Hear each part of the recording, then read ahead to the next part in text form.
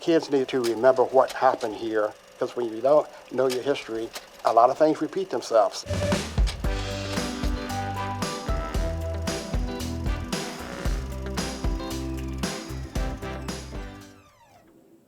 I attended Stratford 1964 to 1967. I came from the community of Halls Hill, which was like a village for us. It was a community that was like 100% black at that time. And coming here, we had to walk all the way down it's Langston Boulevard now to Old Dominion to get here, almost probably close to a 2-mile walk. But, the buses didn't pick us up. We had to walk every day. We were pretty prepared, coming from Langston Elementary. And so I came here to Stratford, and it was just a new environment. There was like 17 blacks in my class, and approximately somewhere 200 to 300 students at Stratford at the time, I think. And we blended in the classes and stuff like that. And, like anything, you have your good people, your bad people, and your really bad people. But, for the most part, everybody treated us pretty well. There were many unknowns. A lot of people, a lot of the white kids, they hadn't been around black kids. They didn't know. And I was in class one day, I think it was English class, and I flipped my hand over, and the girl said, "Look at his hands." And I'm trying to think, what's going on? So I guess she thought that the inside of my hand would be the same color as my outer skin. And, my hands were like light and pink, pretty much like hers. And so, just discovering stuff about each other, that was a part of, getting used to being here at Stratford and learning about each other and doing stuff together. And, made a lot of friends during that time. I had one friend, a guy from New York, a guy named Doug Grimes. There was a band called the Cherry People. They played at the Keg up in Georgetown. Like, he was in junior high school. So we convinced the administrative staff to let them play here in the gym. So we had a party, I think one Friday afternoon after school. The Cherry People played, and we danced and had a ball and everything. And that was like a pretty memorable event for me. For the most part, we didn't have a lot of trouble. There was some that tried to start stuff with you and stuff like that.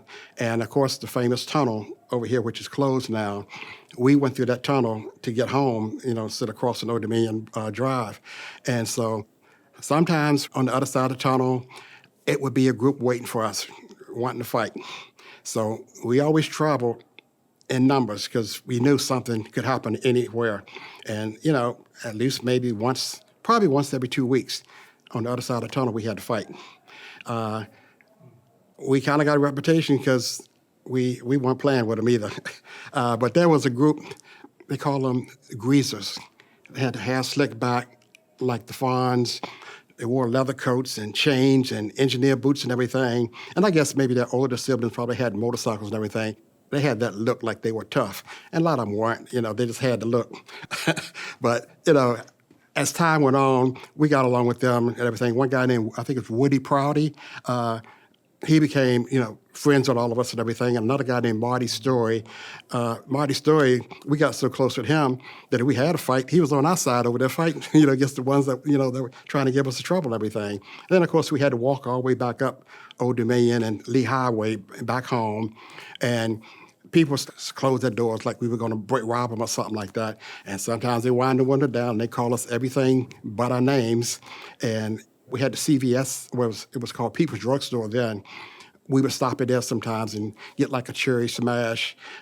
We weren't allowed to sit at the fountain. You had to go to the inner counter, get your cherry smash, and pretty much, go home. Here at Stratford, there were two black teachers. Mr. Green, he taught science. He was also the former pastor at Alpha Street Baptist Church in Alexandria. And Mr. Halstead, he was our industrial arts shop teacher, and his wife was our librarian at Langston School prior to coming here to Stratford.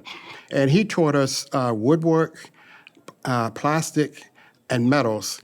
I was like 5 years behind the first students that came here, so same with going to W&L. My brother, he was one of the first to play sports at Washington Lee High School. He played football. David Ruffner, along with Ronnie Deskins and a few others. They were at a guy they called Jerome Green, and the nickname at Meathead.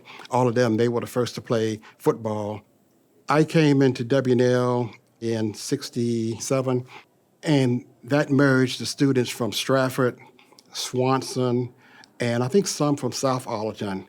In the school, we had great teachers. They were all very caring and wanted to make sure that all of us succeeded, and gave us a lot of skills and stuff, to live by. The kids need to remember what happened here in 1959 and, kind of know your history, know where you come from, because when you don't know your history, a lot of things repeat themselves. So you have to be aware of where you come from, what happened before, and right now in these times we're living in, a lot of things are changing, and certain people are trying to change it real fast. So do your best to be the best you can in this country.